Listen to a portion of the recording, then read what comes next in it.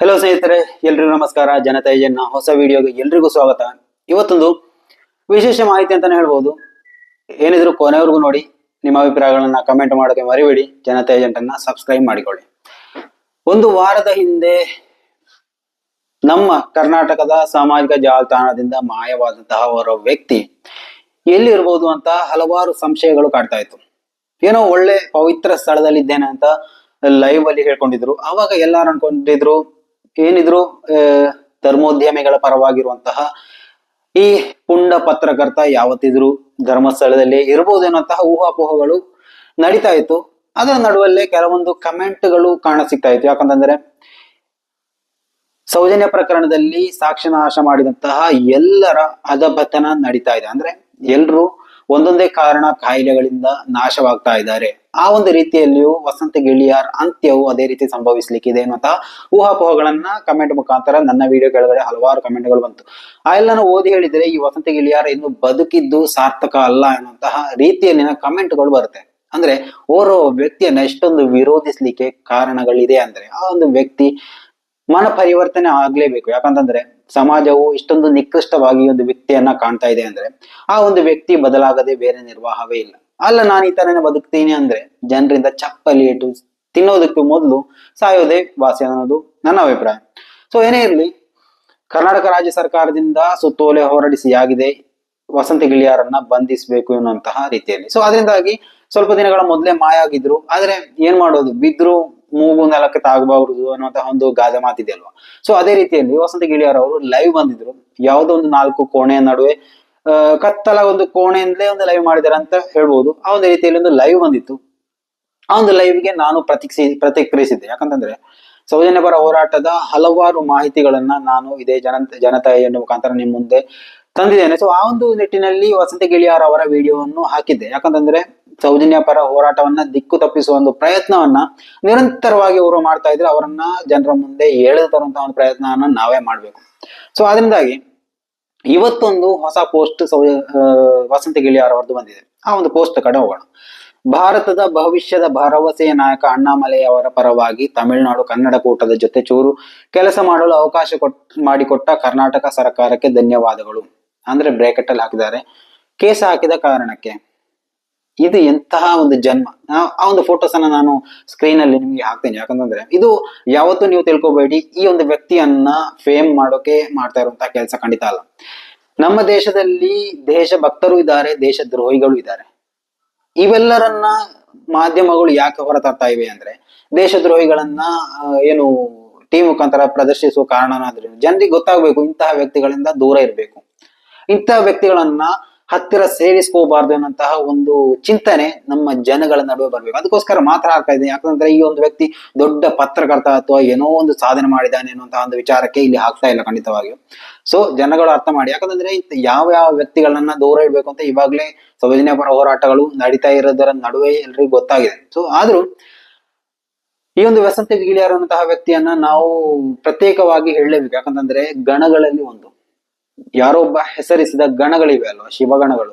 ಆ ಗಣಗಳಲ್ಲಿ ಓರ್ವನಾಗಿ ಈ ಒಂದು ವ್ಯಕ್ತಿಯನ್ನ ಏನು ಆ ಒಂದು ರೀತಿಯಲ್ಲಿ ಪರಿಷ್ಕರಿಸಿದ್ದಾರೆ ಅಂದ್ರೆ ಆ ಒಂದು ವ್ಯಕ್ತಿಯನ್ನ ನಾವು ನಿಮ್ ಮುಂದೆ ಹೇಳಲೇಬೇಕು. ಯಾಕಂದ್ರೆ ಒಂದು ಕೇಸ್ ದಾಖಲಾದ ಕಾರಣಕ್ಕೆ ಎಲ್ಲೋ ಓಡಿ ಹೋದ ವ್ಯಕ್ತಿ ಇವತ್ತು ಅಣ್ಣಾಮಲೈ ಅಂದ್ರೆ ಅಣ್ಣಾಮಲೈ ಹೆಸರು ಕೇಳಿದಾಗ ಕರ್ನಾಟಕ ಜನತೆಗೆ ಜನಪ್ರಿಯ ವ್ಯಕ್ತಿ. ಯಾಕಂತಂದ್ರೆ ಕರ್ನಾಟಕದಲ್ಲಿ ಪೊಲೀಸ್ ವ್ಯವಸ್ಥೆಯಲ್ಲಿ ಓರ್ವ ಮೇಧಾವಿಯಾಗಿ ಕಾರ್ಯನಿರ್ವಹಿಸಿದಂತಹ ಓರ್ವ ಸ್ಪೆಷಲ್ ಪೊಲೀಸ್ ಅಧಿಕಾರಿ ಅಂತಾನೆ ಹೇಳ್ಬೋದು. ಅಣ್ಣಾಮಲೈ ವಿರುದ್ಧವಾಗಿ ಈ ಪೊಲಿಟಿಕ್ಸ್ ಗೆ ಬರುವುದಕ್ಕಿಂತ ಮೊದಲು ಆವರೆಗೂ ನನಗೆ ಯಾವುದೇ ಭಿನ್ನಾಭಿಪ್ರಾಯ ಇರಲಿಲ್ಲ. ಪಾಲಿಟಿಕ್ಸ್ ಗೆ ಬಂದ ನಂತರ ಏನೇ ಇದ್ರು ಪಾಲಿಟಿಕ್ಸ್ ಬಂದ ನಂತರ ಓರ್ವ ರಾಜಕಾರಣಿ. ಆ ಒಂದು ನಿಟ್ಟಿನಲ್ಲಿ ಪರ ವಿರೋಧ ಇದೇ ಇರುತ್ತೆ. ಒಳ್ಳೆ ಕೆಲಸ ಮಾಡಿದ್ರೆ ಜನಗಳು ಗೌರವಿಸ್ತಾರೆ, ಒಳ್ಳೆ ಕೆಲಸ ಮಾಡಿಲ್ಲ ಅಂದ್ರೆ ಜನಗಳೇ ಎಡಗಾಲಲ್ಲಿ ಒದ್ದು ಹೊರ ಹಾಕ್ತಾರೆ. ಅದ್ರಲ್ಲಿ ಯಾವುದೇ ಸಂಶಯ ಬೇಡ.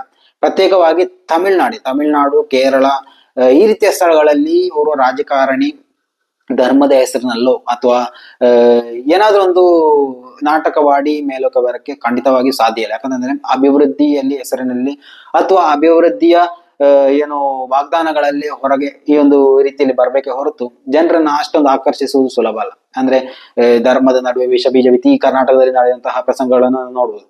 ದಯವಿಟ್ಟು ಒಂದು ವಿಶೇಷ ಮಾತನ್ನ ಹೇಳ್ಬೇಕು. ಯಾಕಂದ್ರೆ ಜನತಾ ಏಜೆಂಟ್ ಯಾಕಪ್ಪ ಒಂದು ಧರ್ಮದ ವಿಚಾರವನ್ನು ಅಂದ್ರೆ ನಾವು ಇಲ್ಲಿ ಅರ್ಥ ಮಾಡ್ಕೋಬೇಕು, ಹಿಂದೂ ಆಗಿರ್ಲಿ, ಮುಸಲ್ಮಾನ್ ಆಗಿರ್ಲಿ, ಕ್ರಿಶ್ಚಿಯನ್ ಆಗಿರ್ಲಿ, ತಪ್ಪು ತಪ್ಪು ಅಂದ್ರೆ ನಾವು ಎಲ್ಲಾ ವಿಚಾರಗಳನ್ನ ಇಲ್ಲಿ ಅಂದ್ರೆ ಈ ಮೊದಲು ನಡೆದಂತಹ ನೇಹಾ ಕೊಲೆ ಪ್ರಕರಣ ಇರ್ಬೋದು, ಅದರ ವಿರುದ್ಧವಾಗಿಯೂ ನಾವು ಮಾತಾಡಿದ್ದೇವೆ.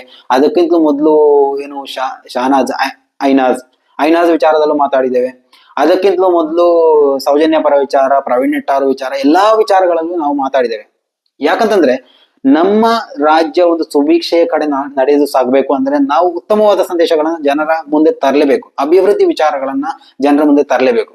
ಅದು ಮೋದಿಜಿ ವಿಚಾರವಾಗಿರ್ಲಿ, ರಾಹುಲ್ ಗಾಂಧಿ ವಿಚಾರವಾಗಿರ್ಲಿ, ಅಥವಾ ರಾಜ್ಯ ಸರ್ಕಾರಕ್ಕೆ ಬಂದಂತಹ ಸಂದರ್ಭದಲ್ಲಿ ಸಿದ್ದರಾಮಯ್ಯ ವಿಚಾರ ಆಗಿರ್ಲಿ, ಬೊಮ್ಮಾಯಿ ವಿಚಾರ ಆಗಿರ್ಲಿ, ವಿಜಯೇಂದ್ರ ವಿಚಾರ ಆಗಿರ್ಲಿ, ಯಡಿಯೂರಪ್ಪ ವಿಚಾರ ಆಗಿರ್ಲಿ, ಅಥವಾ ಕುಮಾರಸ್ವಾಮಿ ವಿಚಾರ ಆಗಿರ್ಲಿ, ಅಭಿವೃದ್ಧಿ ಮಾಡೋರನ್ನ ನಾವು ಜನರ ನಡುವೆ ತರುವಂತಹ ವ್ಯವಸ್ಥೆಯನ್ನ ಮಾಡೇ ಮಾಡ್ತೀವಿ. ಯಾಕಂತಂದ್ರೆ ಯಾವುದೇ ಪಕ್ಷ, ಇವಾಗ ನಾನು ಕರ್ನಾಟಕ ಸರ್ಕಾರ ಇಲ್ಲಿ ಅಧಿಕಾರದಲ್ಲಿದ್ರೆ ನಾವು ಕರ್ನಾಟಕ ಸರ್ಕಾರದ ಪರವಾಗಿ ಯಾವತ್ತು ಮಾತಾಡಲ್ಲ, ಆದ್ರೆ ಅವರ ಅಭಿವೃದ್ಧಿ ಪರವಾಗಿ ಮಾತಾಡ್ಬೇಕಾಗುತ್ತೆ. ಯಾಕಂತಂದ್ರೆ ಒಂದು ವಿಚಾರ ಅಂದ್ರೆ ಸೌಜನ್ಯ ಪರ ವಿಚಾರವನ್ನೇ ನಾವು ತೆಗೆದುಕೊಳ್ಳುವುದಾದ್ರೆ, ಕರ್ನಾಟಕ ಸರ್ಕಾರ ಮಾಡಿದಂತಹ ಕೆಲಸಕ್ಕೆ ನಾವು ಎಷ್ಟು ಬೈದಿದ್ದೇವೆ ಅಂತ ನಮ್ಮ ಹಳೆ ವಿಡಿಯೋಗಳನ್ನ ತೆಗೆದು ನೋಡಿ. ಯಾಕಂತಂದ್ರೆ ಈ ಒಂದು ಪ್ರಕರಣವನ್ನ ಇತ್ಯರ್ಥ ಮಾಡೋಕೆ ನಿಮ್ಮಿಂದ ಸಾಧ್ಯವಾಗ್ತಾ ಇಲ್ಲ, ಯಾಕೆ ಅನ್ನುವಂತಹ ಕ್ವಶನ್ ಅನ್ನ ಅತಿ ಹೆಚ್ಚು ಬಾರಿ ಕ್ವಶನ್ ಮಾಡಿದ್ದೆ ಈ ಜನತಾ ಏಜೆಂಟ್.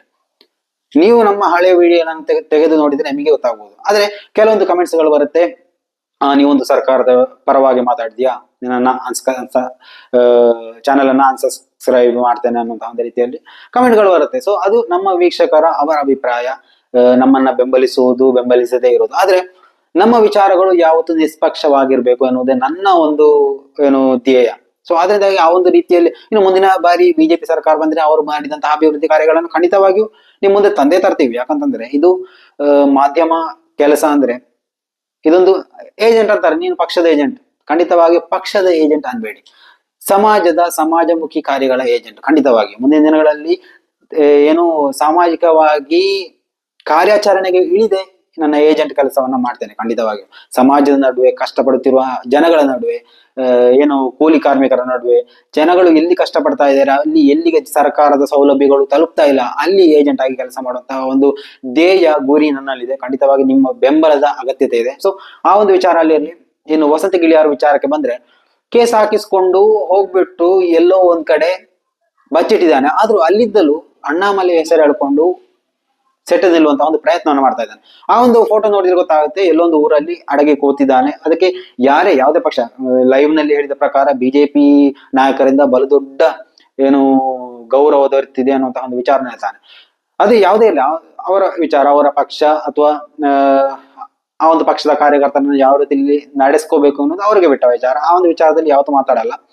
ಯಾಕಂತಂದ್ರೆ ವಸಂತ ಗಿಳಿಯಾರ ವಿಚಾರವನ್ನು ಮಾತಾಡುವಾಗ ನಮಗೆ ಪಕ್ಷದ ವಿಚಾರ ಬರುತ್ತೆ. ಯಾಕಂತಂದ್ರೆ ಈ ಮೊದಲು ಚೌಟ ಜೊತೆಗೆ ನಿಂತಹ ವ್ಯಕ್ತಿ, ಅದೇ ಮೊದಲು ಸೌಜನ್ಯ ಪರ ಹೋರಾಟ ಅಂತ ಹೇಳ್ಕೊಂಡ್ಬಿಟ್ಟು ಸತ್ಯಶೋಧನೆ ಹೆಸರಿನಲ್ಲಿ ಸೌಜನ್ಯ ವಿಚಾರದ ವಿರುದ್ಧವಾಗಿ ನಡ್ಕೊಂಡಂತಹ ವ್ಯಕ್ತಿ. ಸೊ ಅದರಿಂದಾಗಿ ಆ ಒಂದು ವ್ಯಕ್ತಿಯ ವಿಚಾರ ಬರುವಾಗ ಹಲವು ವಿಚಾರಗಳು ನಮ್ಮ ಕಣ್ಣ ಮುಂದೆ ಬರುತ್ತೆ. ಸೊ ಅದರಿಂದಾಗಿ ಹಲವು ವಿಚಾರಗಳ ಕುರಿತಾಗಿ ಚರ್ಚೆ ನಡೆಸಬೇಕಾಗುತ್ತೆ. ಸೊ ಅದರಿಂದಾಗಿ ದಯವಿಟ್ಟು ನಮ್ಮ ಸ್ನೇಹಿತರು, ನಮ್ಮ ಚಾನೆಲ್ ಅನ್ನ ವೀಕ್ಷಿಸುವಂತಹ ಸ್ನೇಹಿತರು, ಈ ಒಂದು ವಿಚಾರದಲ್ಲಿ ತಾವು ಅತಿ ಸೂಕ್ಷ್ಮವಾಗಿ ಗಮನವಿಟ್ಟು ಕೇಳಬೇಕು, ನೋಡ್ಬೇಕು.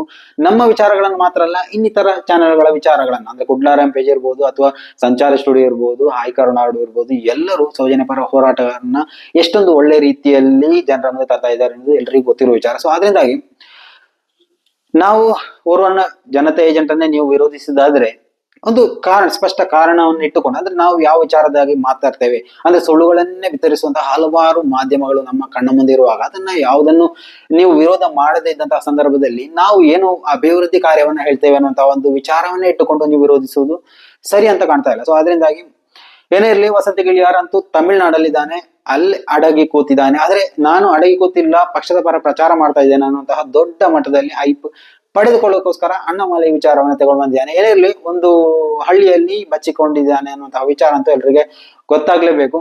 ಸೆಲ್ಫಿ ಬಂದಿದೆ, ಮೋದಿ ಅವರ ಫೋಟೋ ಇಟ್ಕೊಂಡಿದ್ದಾನೆ, ಅಣ್ಣಾಮಲೈ ಅವರ ಫೋಟೋ ಇಟ್ಕೊಂಡಿದ್ದಾನೆ. ಏನಿರ್ಲಿ, ಅಣ್ಣಾಮಲೈ ಲೋಕಸಭಾ ಕ್ಷೇತ್ರದಲ್ಲಿ ಗಿಳಿಯಾರಿದ್ದಾನೆ ಅನ್ನುವಂತಹ ಒಂದು ಕಾರ್ಯ. ಇದು ಇನ್ನೊಂದು ವಿಚಾರ ಅಂದ್ರೆ, ಇವರು ಇರೋದು ತಮಿಳ್ನಾಡಿನಲ್ಲಿ.